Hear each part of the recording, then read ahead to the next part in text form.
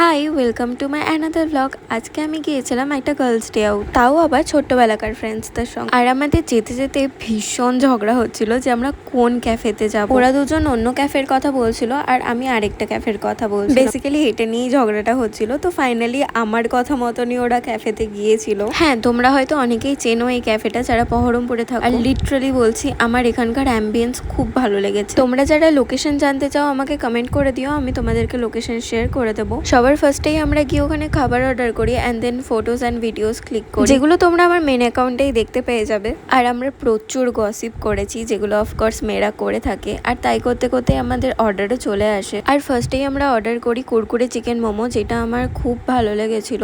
আর ওরাও খাওয়ার পর স্যাটিসফাইড ছিল। তোমাদের বলে রাখি, এটা কোনো প্রমোশনাল ভিডিওস না, তাই আমি আমার অনেস্ট রিভিউটাই তোমাদের সঙ্গে শেয়ার করব। দেন আমরা অর্ডার করেছিলাম choco lava cake with vanilla ice cream, যেটা আমার পার্সোনালি ভীষণ পছন্দ হয়েছিল। মানুষ লাস্টে ডেজার্ট খায়, কিন্তু আমরা খেয়েছিলাম মিডিলে, কারণ তারপরেও আমরা অর্ডার করেছিলাম পাস্তা। অ্যাজ আমি স্পাইসি ফুড লাভার, তো আমার এটা যথেষ্ট ভালোই লেগেছিল। ওভারঅল ফুডের দিক থেকে আমি 10 আউট অফ 9 দেবো অ্যান্ড অ্যাম্বিয়েন্সে 10 আউট অফ 10। তো আমরা প্রচুর গসিপ, খাওয়া দাওয়া অ্যান্ড মজা করে পুরি বাড়ির উদ্দেশ্যে। আর বাড়ি যাওয়ার আগে আমাদের মনে হলো একবার ঘাটে বসেও একটু আড্ডা দিয়ে নিই। ঘাটে তো ভীষণই হাওয়া দিচ্ছিল, তো গরমের জন্য একদম পারফেক্ট প্লেস যদি কিছু বলো গঙ্গার ঘাট থেকে আর কিচ্ছু হতে পারে না। ব্যাস আজকের জন্য এটুকুই। তোমাদের যদি আমার ভিডিও ভালো লাগে তাহলে like, comment, share and subscribe করতে ভুলো না। বাই।